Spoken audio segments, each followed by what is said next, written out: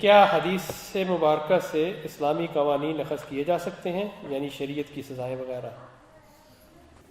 پورا کا پورا دین قرآن مجید میں ہے اور رسالت مآب صلی اللہ علیہ وسلم کی سنت میں ہے۔ یہ دونوں چیزیں ہم کو مسلمانوں کے اجماع اور تواتر سے ملی ہیں۔ اجماع کا مطلب ہے سب مسلمانوں نے بالاتفاق ہر دور میں یہ چیزیں پہنچا دی ہیں۔ نماز رسالت مآب صلی اللہ علیہ وسلم نے 5 وقت پڑھی اور آج تک اسی طرح پڑھی جا رہی ہے۔ روزے رکھے گئے، ہر سال مسلمان اسی طرح روزے رکھ رہے ہیں۔ حج عمرہ کیا گیا، اسی طریقے سے یہ سب ہو رہا ہے۔ تو قرآن اور سنت میں پورا دین ہے، اور یہ پورا کا پورا دین رسالت مآب صلی اللہ علیہ وسلم نے پہنچا دیا۔ اس کے بعد آپ دنیا سے رخصت ہوئے۔ رسالت مآب صلی اللہ علیہ وسلم کے دنیا سے رخصت ہو جانے کے بعد جو لوگ آپ سے کہیں ملے تھے، جنہوں نے آپ سے کوئی بات سنی تھی، جنہوں نے کوئی سوال کیا تھا آپ نے جواب دیا تھا، جنہوں نے آپ کو کوئی چیز کرتے ہوئے دیکھا تھا، انہوں نے آہستہ آہستہ اپنی وہ باتیں بیان کرنا شروع کی۔ یہ نبی صلی اللہ علیہ وسلم کے بعد سلسلہ شروع ہوا۔ بعض لوگوں نے غیر معمولی احتیاط برتی، جیسے کہ حضرت ابو بکر صدیق رضی اللہ عنہ ہیں۔ انہوں نے یہ کہا کہ میں یہ ذمہ داری نہیں لے سکتا کہ جو باتیں میرے علم میں ہیں وہ میں آگے بیان کروں۔ ہو سکتا ہے اس میں کوئی غلطی ہو جائے، ہو سکتا ہے کسی بات کے فہم میں کوئی نقص ہو۔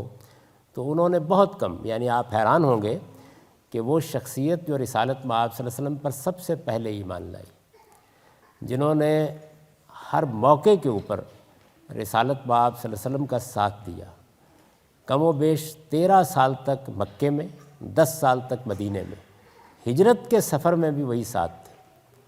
رسالت مآب صلی اللہ علیہ وسلم کے بعد ان کو آپ کا جانشین بنایا گیا۔ آپ کبھی اگر تاریخ کو پڑھیں تو معلوم ہوتا ہے کہ کوئی ایسا موقع نہیں تھا جس میں وہ موجود نہ رہے ہوں۔ جنگوں میں وہ شریک ہوئے، غزوات میں انہوں نے حصہ لیا، سفر ہر زر میں ساتھ رہے۔ اور آپ کو حیرت ہوگی کہ رسول اللہ صلی اللہ علیہ وسلم کی نسبت سے جو باتیں انہوں نے بیان کیں وہ 70-80 سے زیادہ نہیں، یعنی اتنی احتیاط برتی۔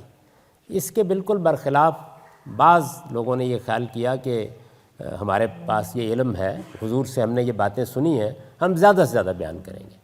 جس کی ایک مثال حضرت ابو ہریرہ رضی اللہ عنہ ہے، درا حال ہے کہ وہ فتح مکہ کے بعد ایمان لائے تھے، لیکن انہوں نے ہزاروں کی تعداد میں آپ سے متعلق باتیں بیان کی۔ پھر یہ باتیں جن لوگوں نے سنی انہوں نے آگے بیان کرنی شروع کر دی، جنہوں نے ان سے سنی انہوں نے آگے بیان کرنی شروع کر دی۔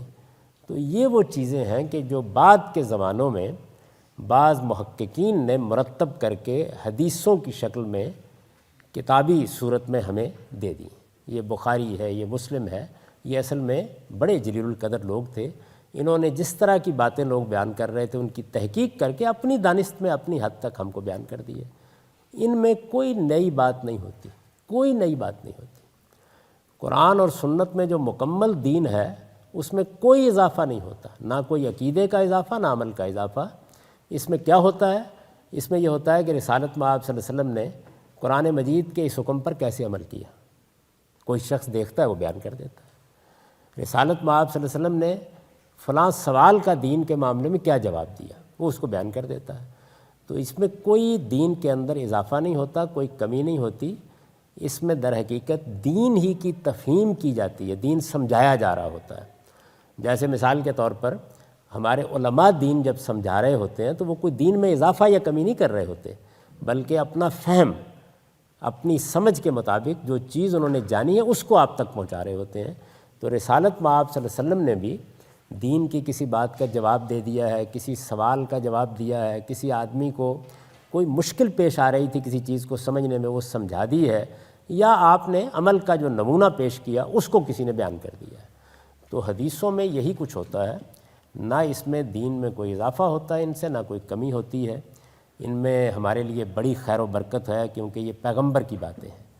ہمارے پیغمبر کی سیرت اس سے معلوم ہوتی ہے، آپ کی سوانح اس سے معلوم ہوتی ہے، اس سے پتہ چلتا ہے کہ آپ دین پر کس شوق سے عمل کرتے تھے، مختلف مراحل میں کیسے کیسے مسائل آپ کو پیش آئے، یہ سب باتیں اس سے معلوم ہوتی ہیں، اور اس لحاظ سے یہ بڑی قیمتی چیز ہے۔ لیکن نہ ان سے دین میں کسی عقیدے کا اضافہ ہوتا ہے، نہ کسی عمل کا اضافہ ہوتا ہے۔ پورا کا پورا دین قرآن اور سنت میں محفوظ ہے۔